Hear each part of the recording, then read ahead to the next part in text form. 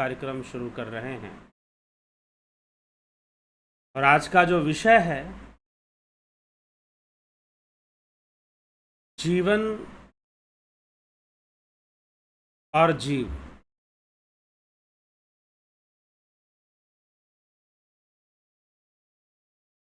जीवन और जीव।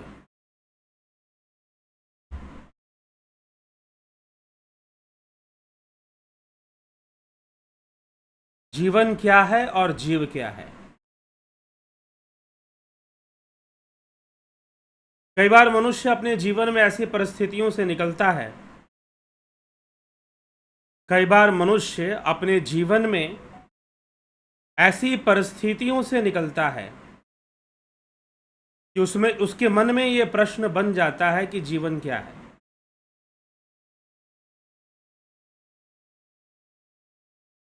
प्रत्येक व्यक्ति एक अच्छा जीवन जीना चाहता है।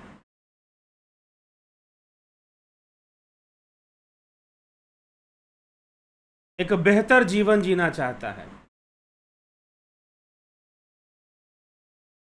लाइफ अच्छी होनी चाहिए, कौन नहीं चाहता।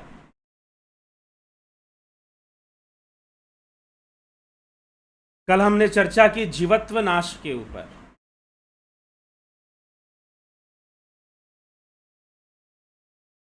जीवत्व नाश के ऊपर कल हमने चर्चा की। जीवत्व का विनाश कैसे होता है। तो कल भी जीव के विषय पर चर्चा हुई थी। लेकिन आज का जो प्रश्न है वो एक समसामयिक है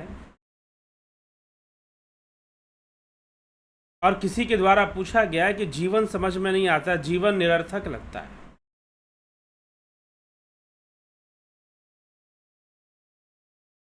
अब जीवन का अर्थ क्या है? जीव को जीव से जीवन है।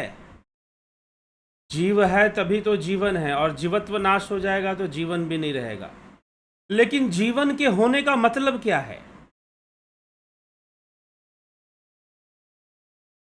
जीवन के होने का अर्थ क्या है? हमारे पास एक जीवन है, हमारे पास एक जीवन हमें मिला है, तो हमारे जीवित होने का क्या अर्थ है? और हमारे पास जीवन है, हमें जीवन मिला है, वी ऑल हैव लाइफ, हम सबके पास एक जीवन है। तो जीवन का क्या तात्पर्य है? कैसे समझा जाए जीवन को और कैसे जीवन को जिया जाए? कैसे समझा जाए जीवन को और कैसे जीवन को जिया जाए?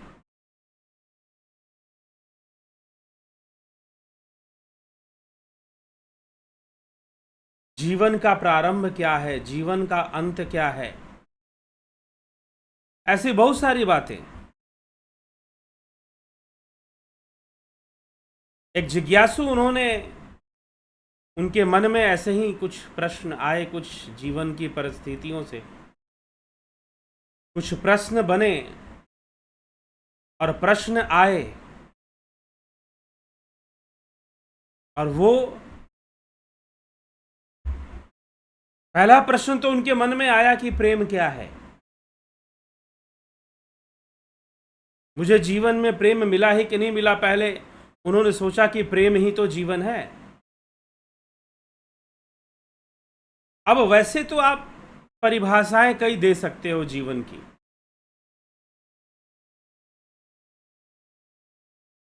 क्योंकि प्रत्येक व्यक्ति अपने जीवन में सुखों की ही परिभाषा लेता है कि भाई सुख है तो जीवन है, सुख है तो जीवन का अर्थ है। अगर सुख नहीं है, भोग नहीं है, तो जीवन का अर्थ भी क्या है फिर?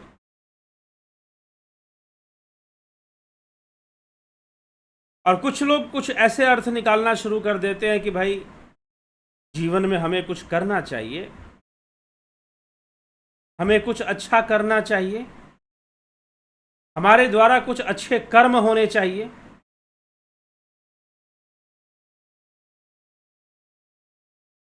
तो जीवन में वो कुछ अच्छा करना चाहते हैं, कुछ लोग प्रसिद्धि चाहते हैं कि भाई शोहरत चाहते हैं, दौलत जो चाहते ही है, शोहरत भी चाहते हैं।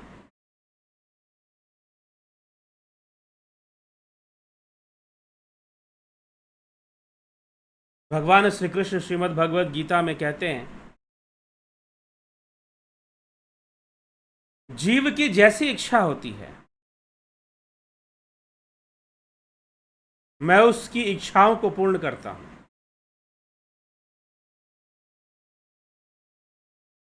लेकिन अगर वो इच्छा ही ऐसी कर ले, अगर उसकी इच्छा ही गलत हो जाए, तो उसके लिए कोई उपाय नहीं है, कोई विकल्प नहीं। कुछ लोग आजकल लॉ ऑफ अट्रैक्शन के चक्कर में रहते हैं। जी हां, अट्रैक्ट कर लेंगे हम किसी चीज को, कर लीजिए, किसी सिचुएशन को कर लीजिए।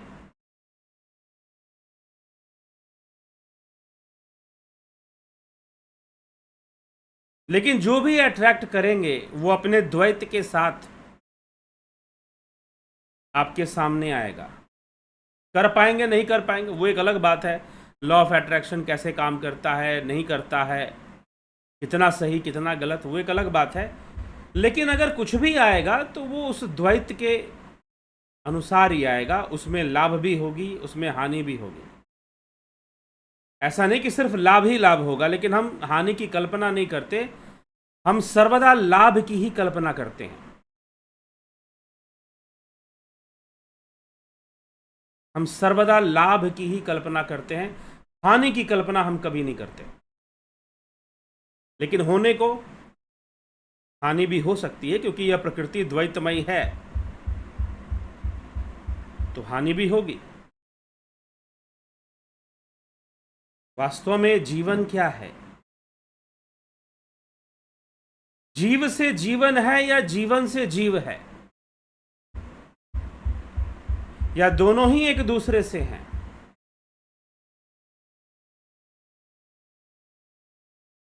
इस जीवन का बस एक ही आधार है, और वह है इच्छा। जो श्री कृष्ण ने कहा कि मैं तुम्हारी इच्छाएं पूर्ण करूंगा।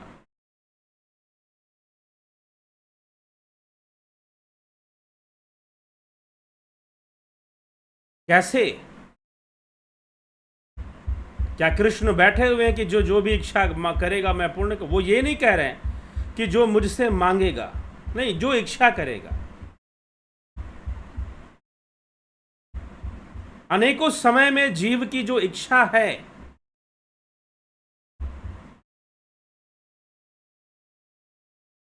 अनेकों समय में जीव की जो इच्छा है, मैं उस इच्छा को पूर्ण करूंगा।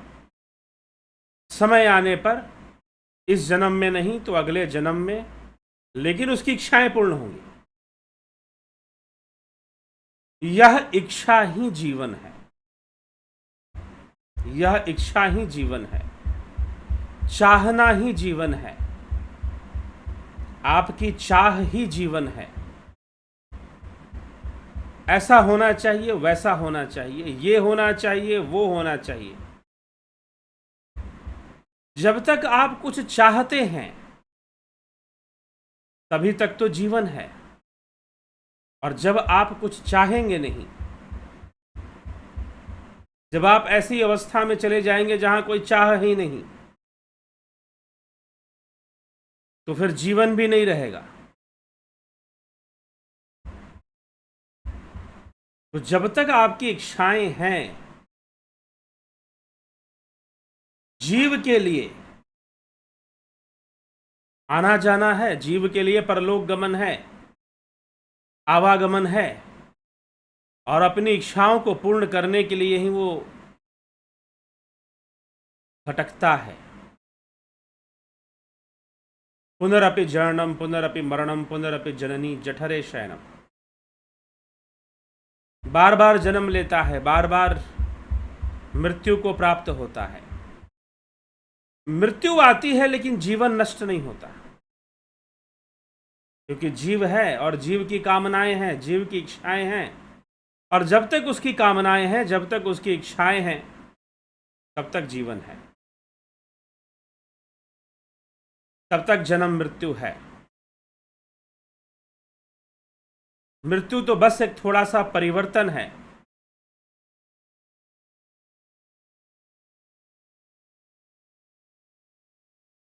किताब के अंदर अनेकों अध्याय हैं, चैप्टर्स हैं। एक चैप्टर खत्म हुआ, दूसरा चैप्टर शुरू हुआ, बस इतनी ही मृत्यु है। मृत्यु बस इतना ही है, एक चैप्टर खत्म हुआ, दूसरा चैप्टर शुरू हुआ। जीव रहेगा और जीवन भी रहेगा। जीव रहेगा और साथ में जीवन भी रहेगा। और जब तक चाहते रहोगे तब तक जीवन रहेगा। किसी ने पूछा कि जब तक हमारे कर्म हैं, संस्कार हैं, तब तक तो हमें मोक्ष मिल नहीं सकता है। हमें अपने कर्मों का भोग तो भोगना ही पड़ेगा, और जब तक हमारे सारे कर्म पूर्ण नहीं हो जाएंगे तब तक हमें मोक्ष कहां से मिल सकता है। बात बिल्कुल सही है, लेकिन बात गलत भी है। क्यों गलत है? क्योंकि जो कर्म और फल है, कर्म और फल की जो व्यवस्था है, कर्म और फल का जो सिस्टम है, वो चक्रीय है। चक्रीय मतलब साइक्लिक है। जो कर्म फल सिद्धांत है वो साइक्लिक सिद्धांत है, साइक्लिक प्रिंसिपल है, साइक्लिक थ्योरी है। वो आपने कर्म किया, आपको फल की प्राप्ति हुई, फल प्राप्त करते हुए भी आपने कर्म किया तो उसका भी फल बनेगा, उसका भी फल बनेगा। आप कर्म करते रहेंगे, फल बनता रहेगा, कर्म करते रहेंगे, फल बनता रहेगा। और जब यह चक्रीय व्यवस्था है तो मुक्ति तो इसके बीच में कहीं आएगी ही नहीं। कुछ लोग कहते हैं कि हमारे कर्म कटेंगे, सारे कर्म नष्ट होंगे तभी तो हम मोक्ष होंगे। जी हाँ, ये बात बिल्कुल सत्य है कि सारे कर्म नष्ट होंगे तभी आप मुक्त होंगे, लेकिन सारे कर्म कभी नष्ट होंगे ही नहीं। नए कर्म निरंतर बनते रहेंगे। ये चक्रीय व्यवस्था है, एक साइक्लिक सिस्टम है। ये रिपीट होती रहेंगी चीजें और आप इसी चक्र में घूमते रहेंगे सर्वदा के लिए। इसी चक्र में घूमते रहेंगे जब तक आपकी अपनी निजी इच्छा नहीं होगी कि इस चक्र से बाहर निकलना है।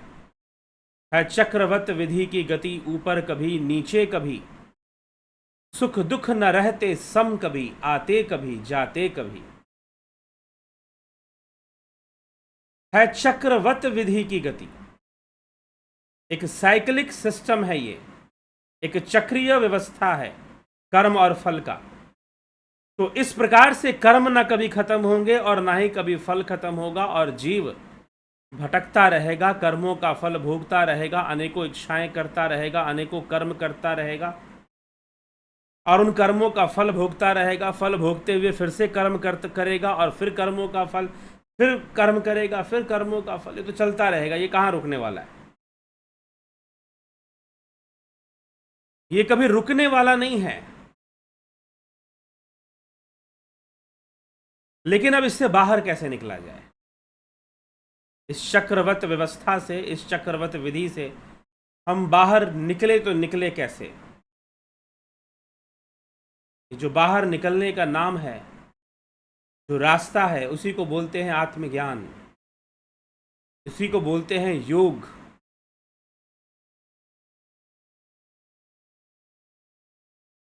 मन तो ज्योत स्वरूप है, अपना रूप पहचान। अपने स्वरूप को जानो, नो दाई सेल्फ। संपूर्ण योग का केंद्र बिंदु है स्वरूप। योग शास्त्र का, महर्षि पतंजलि रचित योग शास्त्र का केंद्र वाक्य है स्वरूप। आपका स्वरूप, स्वरूप की प्राप्ति, निज रूप की प्राप्ति।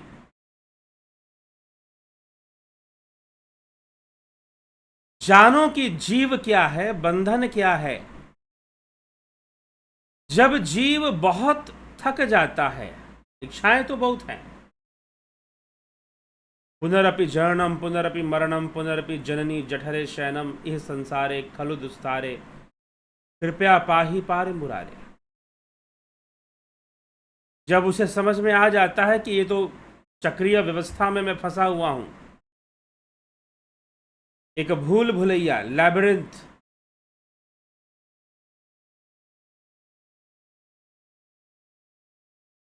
इसमें मैं फंसा हुआ हूं। कहते हैं कोल्हू का बैल, उसे बांध देते हैं, उसकी आंखों पे पट्टी बांध देते हैं और वो कोल्हू को घुमाता रहता है, सारा दिन चलता रहता है, लेकिन पहुंचता कहीं भी नहीं है। सारा दिन चलता रहता है लेकिन पहुंचता कहीं भी नहीं है। मनुष्य की भी यही स्थिति है। किसी जन्म में बहुत सुखों को भोगता है, संसार के सारे भोग भोगता है, ये एक लाइफ में, फिर उसका पेमेंट करता है, क्योंकि प्रकृति पेमेंट ले ही लेती है आपसे कर्मों के रूप में, भोग भी कर्मों के रूप में देती है, और आपसे जो कीमत है, जो लागत है, जो कीमत है, वो भी आपसे ले लेती है, कर्मों के रूप में ही ले लेती है, छोड़ती कुछ भी नहीं है।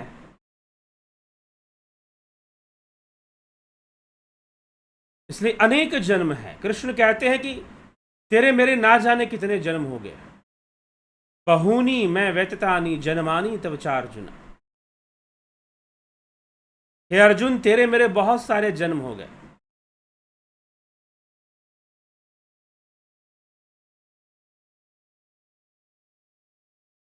लेकिन तेरे मेरे जो बहुत सारे जन्म हुए, मैं उनको जानता हूं, तो उनको नहीं जानता है।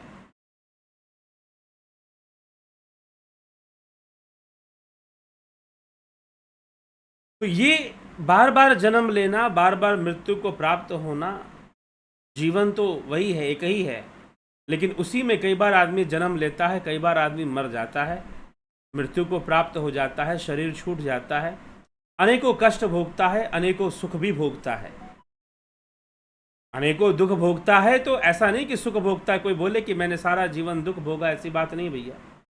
तुमने सुख भी भोगा होगा, अगर इस जन्म में नहीं तो पिछले जन्म में जरूर भोग लिया होगा, नहीं तो अगले जन्म में फिर से भोग लोगे। जीवन तो रहेगा, जीवन शाश्वत है, जब तक जीव है तब तक जीवन है। वैसे जीवन को भी हम शाश्वत नहीं कह सकते, लेकिन एक चक्रीय व्यवस्था में है, और चक्रीय व्यवस्था से बाहर निकलना है तो क्या होगा?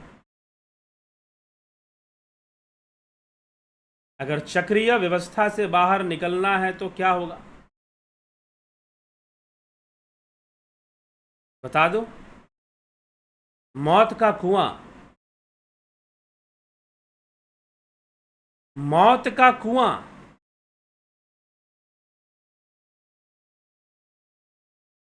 एक उदाहरण है। मौत का कुआं क्या होता है, आप देखते होंगे ना कि लोग कुएं के अंदर मोटरसाइकिल घुमाते हैं। अब मोटरसाइकिल वो घुमाते हैं और मोटरसाइकिल उसके अंदर घूमती रहती है, घूमती रहती है, घूमती रहती है, एक चक्र के अंदर वो घूम रही है, घूम रही है, घूम रही है, मोटरसाइकिल घूम रही है। चले वो मोटरसाइकिल है, वो मोटरसाइकिल वाला सारे पैतरे जानता है कि मुझे कैसे इसमें इसमें घूमना है और कैसे इससे बाहर निकलना है, कैसे इससे बाहर निकलना है। लेकिन जब हम इस चक्र में प्रवेश कर जाते हैं तो हम भी घूमते रहते हैं, और जब तक ये घूमने बना रहेगा तब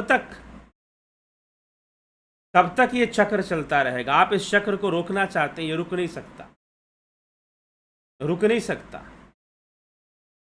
यह चक्रीय व्यवस्था कभी रुक नहीं सकती है, यह चक्रीय व्यवस्था कभी खत्म नहीं हो सकती। आप इस चक्र को रोकना चाहते हैं, आप शांत करना चाहते हैं इस चक्र को। तो जो चक्रीय व्यवस्था है, उस चक्र को रोकना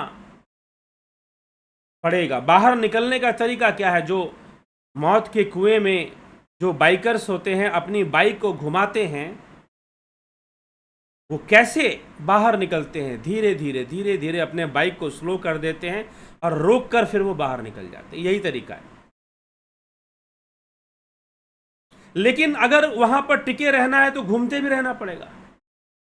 तो जब तक तुम इस चक्र में हो, इस प्रकृति के चक्र में हो, कर्म चक्र में हो, तो ये जीवन है और घूमते रहोगे।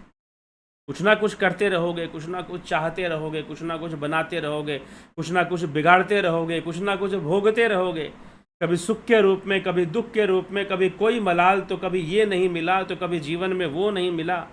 किसी को धन बहुत मिला तो किसी को प्यार नहीं मिला, तो किसी को संतानें नहीं मिली। किसी को संतानें मिल गई तो किसी को धन नहीं मिल रहा है। किसी को कुछ प्राप्त हो गया तो किसी को कुछ प्राप्त हो गया, तो किसी को कुछ नहीं प्राप्त हुआ। अनेकों कहानियां हैं। जितने जीवन हैं उतनी कहानियां हैं, उतने जीव हैं। तुम घूमे जा रहे हो क्योंकि तुम स्वयं ही घूम रहे हो। मान लीजिए कि मौत के कुएं में एक बाइकर जो है वो घूमना शुरू किया, लेकिन वो भूल गया कि मुझे तो नीचे भी उतरना है। अब वो अपने घुमाए जा रहा है अपने बाइक को, क्योंकि घुमाने के अलावा दूसरा कोई विकल्प भी नहीं उसके पास। क्योंकि उस अवस्था में बैलेंस को बनाए रखना तभी संभव है जब वो अपने आप को घुमाता रहेगा। लेकिन जब उसे बाहर निकलना है, अगर वो भूल गया कि मुझे इससे बाहर निकलना है, तो वही घुमाता रहेगा फिर। लेकिन उसे याद आ गया तो वो धीरे धीरे धीरे धीरे ब्रेक लेता हुआ नीचे आता आता आता आता आता आता अपने आप को वहां से बाहर निकाल देगा, वहां से बाहर निकाल देगा। बस यही प्रयास एक योगी का होता है। यही प्रयास एक योगी का होता है। लेकिन जीवन समझ में नहीं आता है।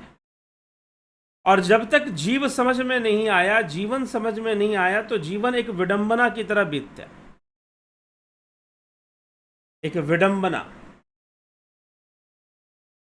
आयरनी, एक दुर्भाग्य। क्यों ऐसा प्रतीत होता है? क्योंकि हमने इस जीव रूपी तत्व को जानने की कोशिश नहीं की। हमने स्वयं को जानने की कोशिश नहीं की। जीवन के प्रश्नों का जो उत्तर है वो कहीं बाहर नहीं है, वो हमारे भीतर है। वो कहीं बाहर नहीं है, वो हमारे भीतर है। और हमें अपने भीतर उतरकर स्वयं के ऊपर अनुसंधान करना होगा, आत्म अनुसंधान करना होगा, स्व अन्वेषण करना होगा, स्व अनुसंधान करना होगा।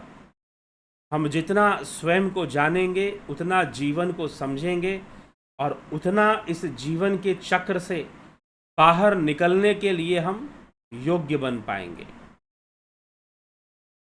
और जब हम जान जाएंगे कि जीवन क्या चीज है, जैसे कि कोई रोप डांसर हो। रोप डांसर क्या होता है? कौन होती है रोप डांसर? पहले के जमाने में मेले पर, आजकल तो नहीं दिखते, सर्कस में कहीं दिख जा। अब आजकल सर्कस भी बहुत कम लगते हैं। रोप डांसर्स हुआ करती थी जो कि रस्सी के ऊपर नाचती थी। रस्सी के ऊपर नाचती थी और जब वो रस्सी पे चढ़ती थी, अपने दोनों पैरों के अंगूठे और अंगुली के बीच में रस्सी को फंसाकर बैलेंस बनाते हुए वो चला करती थी। और कई बार वो अपने बच्चे को साथ में ले लेती थी। कई बार वो माथे पे मटका ले लेती थी तो रस्सी पर वो चलती थी। नहीं तो एक बांस ले लेती थी और उस बांस से बैलेंस बनाते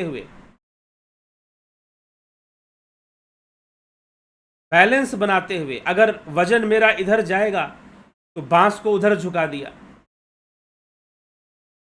अगर वजन इस तरफ जा रहा है शरीर का तो बांस को उधर झुका दिया, और अगर वजन इस तरफ गया तो बांस को इधर झुका लिया। अपना वजन थोड़ा सा इधर लाया और उसको बैलेंस में ले आया, और इस तरह से वो पूरी रस्सी पर चल जाया करती थी। जब जीवन समझ में आ जाता है तो हम जीवन को ऐसे जीना शुरू कर देते हैं। बैलेंसिंग के साथ, संतुलन के साथ, संतुलन के साथ हम फिर जीवन को जीना शुरू कर देते हैं। और सच पूछिए तो संतुलन के साथ जीवन जीना ही वास्तव में जीवन जीना है, नहीं तो पल पल मरना है। एक संतुलन को बनाए रखने की कोशिश अपने विवेक के प्रयोग से, और यही संतुलन बढ़ते बढ़ते बढ़ते बढ़ते पूर्ण रूपेण जब स्थापित हो जाता है तो वो मोक्ष में परिवर्तित हो जाता है, मोक्ष बन जाता है। आप पूछोगे मोक्ष क्या? जी हां, मोक्ष संतुलन है। क्योंकि विकास कब शुरू हुआ? जब, आप एक बात ध्यान रखिए, विकास होता ही तभी है जब असंतुलन बनता है। डेवलपमेंट, इवोल्यूशन तभी होगा जब असंतुलन होगा। चीजें इवॉल्व तभी होती हैं जब बैलेंस नहीं होता है। और जहां सब कुछ बैलेंस है वहां कोई इवोल्यूशन नहीं होगा। जहां सब कुछ बैलेंस है वहां कोई भी चीज इवॉल्व नहीं हो सकती है, इवोल्यूशन नहीं हो सकता है। इसलिए सांख्य शास्त्र यही तो कहता है कि 3 गुणों में विकृति, 3 गुणों का संतुलन बिगड़ना, और यहीं से विकासवाद शुरू हो जाता है। चीजें इवॉल्व शुरू हो जाती हैं, गुणों से बुद्धि, बुद्धि से अहंकार, अहंकार से मन, फिर पंचभूत, कर्मेंद्रियां, ज्ञानेंद्रियां, पंच, ये सारी चीजें बननी शुरू हो जाती हैं। पंच तन मात्राएं, और विकास का क्रम लगा रहता है। चीजें विकसित होती रहती हैं, बनती रहती हैं। जीव का निर्माण हो जाता है, जीव बन जाता है, शरीर धारण करता है, जीवन चलता रहता है। तो एक इवॉल्व होने की एक प्रक्रिया है, एक इवोल्यूशन हो रहा है। यहां पर सांख्य शास्त्र इसी इवोल्यूशन की पुष्टि करता है, इसी इवोल्यूशन को हमें बताता है कि ये इवॉल्व हो रही हैं चीजें, विकसित हो रही हैं चीजें, कोई बना नहीं रहा है। नो वन इज क्रिएटिंग, कोई क्रिएट नहीं कर रहा है, चीजें विकसित हो रही हैं, बन रही हैं। हाँ, उसमें पुरुष का संयोग मात्र है, जो भगवान कृष्ण ने कहा कि मेरे अध्यक्ष में प्रकृति ही सारी रचनाएं करती है। उसमें पुरुष का संयोग मात्र है, चेतना का संयोग मात्र है। लेकिन संपूर्ण विकास उस असंतुलन से पैदा हो रहा है। तो जहां असंतुलन होगा वहीं विकास होगा। जहां सब कुछ संतुलित अवस्था में आ जाएगा वहां डेवलपमेंट की जरूरत नहीं है, वहां इवॉल्व होने की जरूरत ही नहीं है कुछ। तो विषमता और विषमता से समता की यात्रा जीवन है, जीवन है। और जब तक जीवन ना समझ में आया तो फिर जीवन नहीं है, पल पल मृत्यु है, क्षण क्षण मृत्यु है। क्योंकि त्रिगुणी माया के वशीभूत होकर दौड़ना, भागना, माया के वश में रहना और माया के वश में नाचना, यह सब मृत्यु का नाम है। इसीलिए इसको काल देवता का तांडव नृत्य कहा गया। काल किड़ति गच्छति आयु तदपि न मुंचति आशा वायु की प्रत्येक क्षण जो काल देवता है मनुष्य की आयु का भक्षण कर रहा है, लेकिन उसे समझ नहीं आ रहा है। वह काल देवता का तांडव नृत्य है, पल पल मृत्यु है। लेकिन जब जीव को जान गए, जब स्वयं को जान गए, जब आत्मज्ञान की ओर आगे बढ़ गए, तो जीव भी समझ में आएगा, जीवन भी समझ में आएगा, संतुलन का विज्ञान भी समझ में आएगा। इसलिए सुख संतुलन में है। जीवन में दुख आता ही इसीलिए है क्योंकि संतुलन बिगड़ता है। जीवन में दुख आता ही इसीलिए है क्योंकि संतुलन बिगड़ता है। और सारी चीजें अगर संतुलन बने, art of balancing is the art of living. Art of balancing is the art of living. अगर आप ज्योतिष की बात करोगे तो ज्योतिष भी आपको बैलेंसिंग सिखाता है कि आप बैलेंस कीजिए चीजों को, लाइफ में चीजों को बैलेंस कीजिए। और अगर आप बैलेंस कर लेते हैं तो आप एक अच्छा जीवन जिएंगे। ग्रह कितने भी प्रभावशाली हों, ग्रह आपको कितना भी परेशान कर रहे हों, लेकिन यदि आपको आर्ट ऑफ बैलेंसिंग आता है और सही समय पे आ गया। ये नहीं कि उम्र बीत गई तब कुछ समझ में आ रहा है कि हमें बैलेंस करके चलना चाहिए चीज़ों को। उम्र बीत गई, बहुत 80 साल उम्र हो गई, 75 साल उम्र हो गई, तब समझ में आ रहा है, तो निश्चय ही समय तो एक निकल गया, लेकिन सही समय पर। खैर, जब भी समझ में आए, व्यक्ति अपने ऊपर संतुलन के सिद्धांत को लागू करना शुरू करे, लागू करना शुरू कर दे, और जितना जल्दी समझ में आ गया उतना अच्छा है, तो वो एक अच्छा जीवन जी पाएगा। ज्योतिष भी यही कहता है कि भाई, अगर कुछ खराब हो रहा है, कुछ ग्रह तुम्हारा बिगाड़ रहे हैं, तो कुछ ऐसे कर्म करो जिससे कि संतुलन आ जाए, संतुलन बन जाए। कुछ ऐसे दान पुण्य कर दो, कुछ ऐसे कर्म कर लो, कुछ ऐसी सेवा कर लो जिससे कि संतुलन स्थापित हो जाए, और जब संतुलन स्थापित हो जाएगा तो तुम्हें राहत मिलेगी, जीवन फिर सरल लगेगा तुम्हें। तो एक संतुलन को बनाए रखना, एक संतुलन की दिशा में जाना और संतुलन के सिद्धांत को समझना,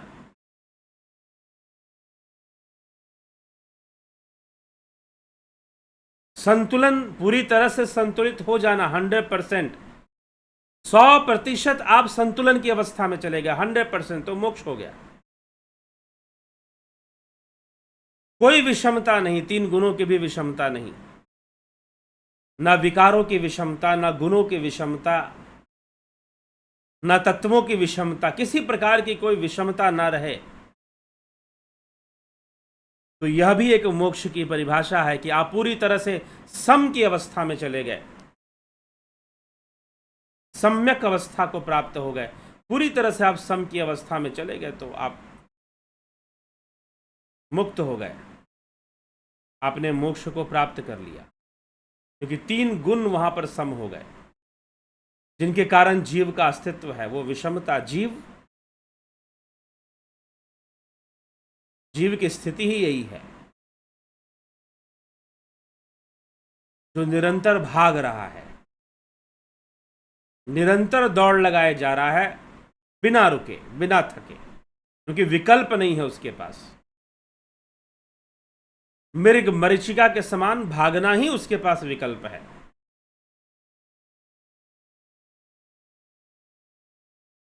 भागना ही उसका विकल्प है। इसी को बोलते हैं माया, माया मच्छिंद्रा।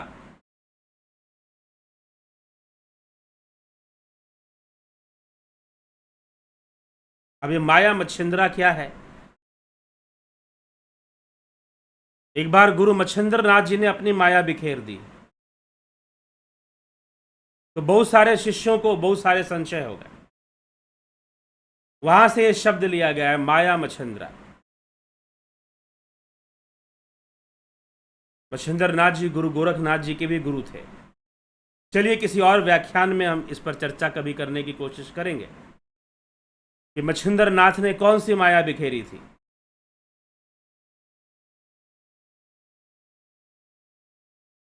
तो ये कथा है जीवन की।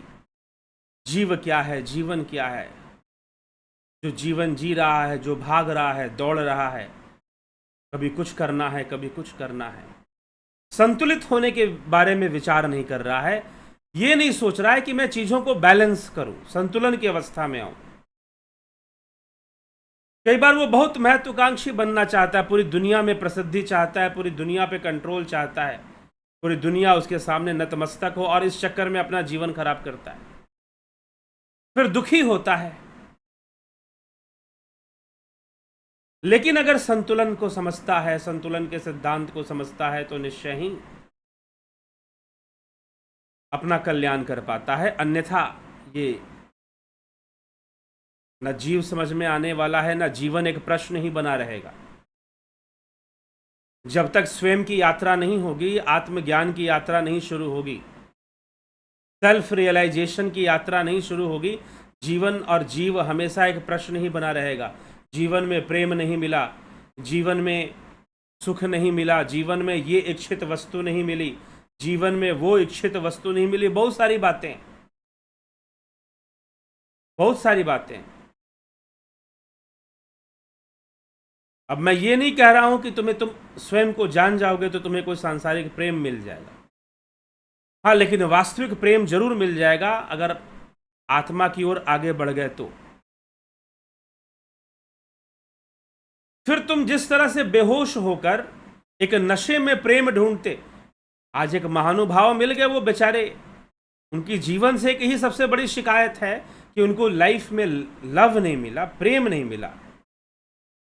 अपने शुरू से जीवन को देखते हैं तो उनको लगता है कि माता पिता का भी प्रेम नहीं मिला, भाई बहन का भी प्रेम नहीं मिला, और भी किसी का प्रेम नहीं मिला। थोड़ा बहुत के लिए, दिन के लिए कभी प्रेम आया तो अचानक से फिर गायब भी हो गया। शिकायतें हमेशा बनी रहेंगी। ये शिकायतें कभी खत्म नहीं होने वाली कि मेरी लाइफ में ऐसा क्यों हो रहा है, मेरी लाइफ में वैसा क्यों हो रहा है, मैंने किसी का क्या बिगाड़ा था कि मेरे साथ ऐसा हो रहा है, मैंने किसी का क्या नुकसान किया कि मेरे साथ वैसा हो रहा है। ये सवाल कभी खत्म नहीं होने वाले। ये सवाल कभी भी, प्रश्न कभी खत्म नहीं होने वाले। एक ही उपाय है, आप जीवन को ही अपना लक्ष्य बनाइए, जीवन को जानना ही लक्ष्य बनाइए, स्वयं को जानना ही लक्ष्य बनाइए। फिर देखिए प्रश्नों के उत्तर मिलने शुरू हो जाएंगे। वास्तव में हमें करना क्या, हमें कोई सुख नहीं ढूंढना, हमें कोई सुख नहीं ढूंढना, कोई प्रेम नहीं ढूंढना। बस संतुलन के सिद्धांत को अपने ऊपर लागू करना है और जो आना है वो अपने आप आ जाएगा। जो आना है वो स्वयं ही हमारे पास आ जाएगा, प्रारब्ध से आ जाएगा, जैसे भी आ जाएगा। और फिर धीरे धीरे सारी इस संतुलन हमें इतना अच्छा लगेगा, इस संतुलन में हमें इतना आनंद मिलना शुरू होगा कि बाकी आनंद की कल्पना हम करेंगे नहीं, बाकी आनंद के बारे में हम ज़्यादा सोचेंगे नहीं कि मिला कि नहीं मिला, संसार में दूसरी चीज़ें मिले कि नहीं मिली। मिल गया तो स्वीकार कर लो, ना मिला तो चिल्ला चिल्ला के रोवो मत। मिल गया तो स्वीकार कर लो, अच्छी बात है। यही तो कहा कि यही तो रहस्य है। आदि गुरु शंकराचार्य साफ साफ स्पष्ट शब्दों में विवेक चूड़ामणि में लिखते हैं कि योगी या आत्मज्ञानी वो कभी भोगों का त्याग नहीं करता और उन्हें स्वीकार भी नहीं करता। ये कैसी अवस्था है कि भोगों का त्याग भी ना हो और उनका स्वीकार भी ना हो, दोनों ही ना हो।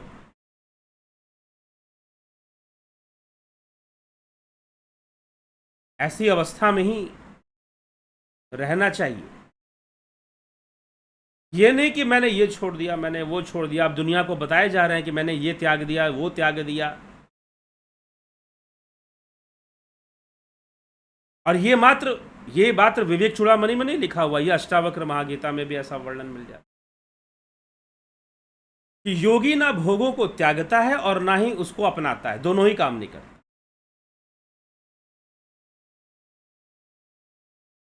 वो सम्यक भाव से भोगों को भोग भी लेता है, फिर भी उनमें लिप्त नहीं होता,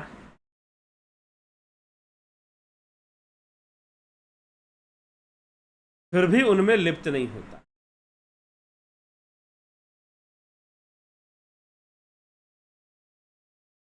तो इस प्रकार से जब जीवन होगा, लेकिन ऐसा होने के लिए हमें जीवन को समझना पड़ेगा, स्वयं को जानना पड़ेगा, आत्मज्ञान की ओर बढ़ना पड़ेगा।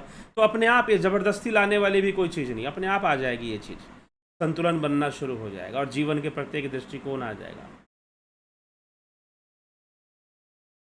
और ना कुछ त्यागने की जरूरत है और ना कुछ अपनाने की जरूरत है, तटस्थ रहने की आवश्यकता है। ना कुछ त्यागने की आवश्यकता है और ना कुछ अपनाने की आवश्यकता है, दोनों ही मत करो, क्योंकि त्यागोगे तो अपनाओगे भी। ऐसा नहीं हो सकता कि त्यागोगे और अपनाओगे नहीं, क्योंकि कुछ त्याग दोगे तो कुछ अपना लोगे, और जो अपना लोगे उस पर अहंकार हो जाएगा, तो फिर बड़ी मुश्किल हो जाएगी, फिर बहुत बड़ी संकट आ जाएगी। फिर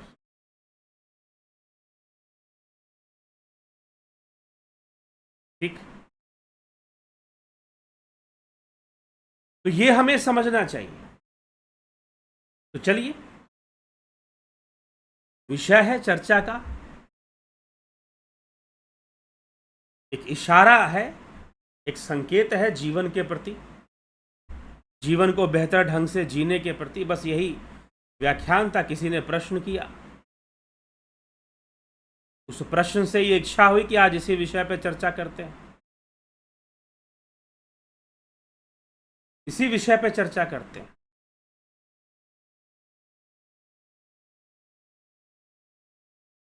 इस अपनाने और स्वीकार करने से ऊपर उठ जाए तो बहुत कुछ प्राप्त हो जाता है जीवन में।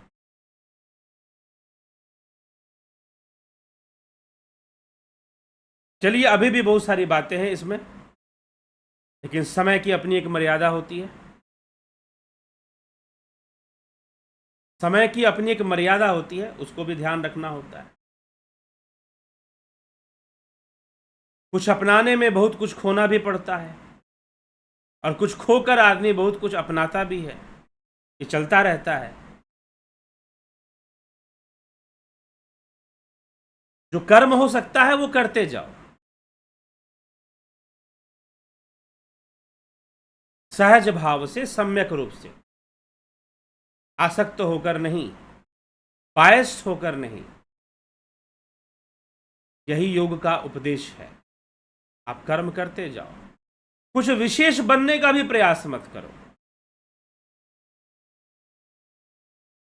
जितना सहज बन सकते हो उतना सहज बनने का प्रयास करो। बस आप देखेंगे कि सारी चीजें अपने आप संतुलित हो रही हैं।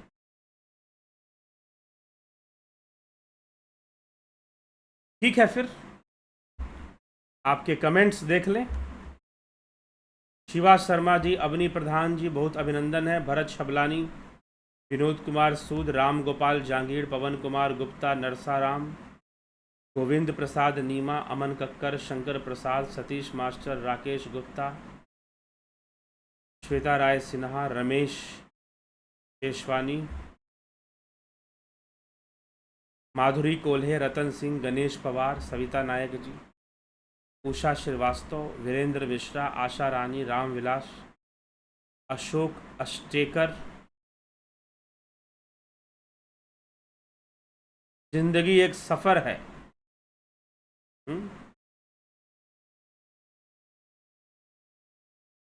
जी हाँ, जिंदगी एक सफर है सुहाना, यहाँ कल क्या हो किसने जाना। किसी कवि ने अच्छा गाना लिखा है।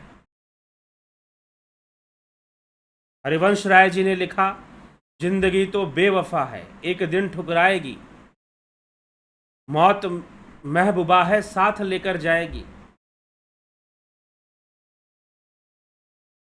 ठीक है,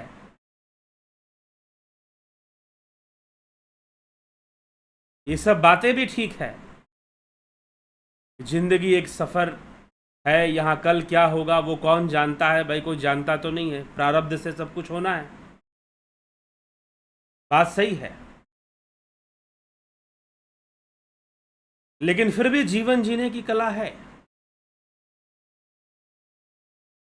और वो यही है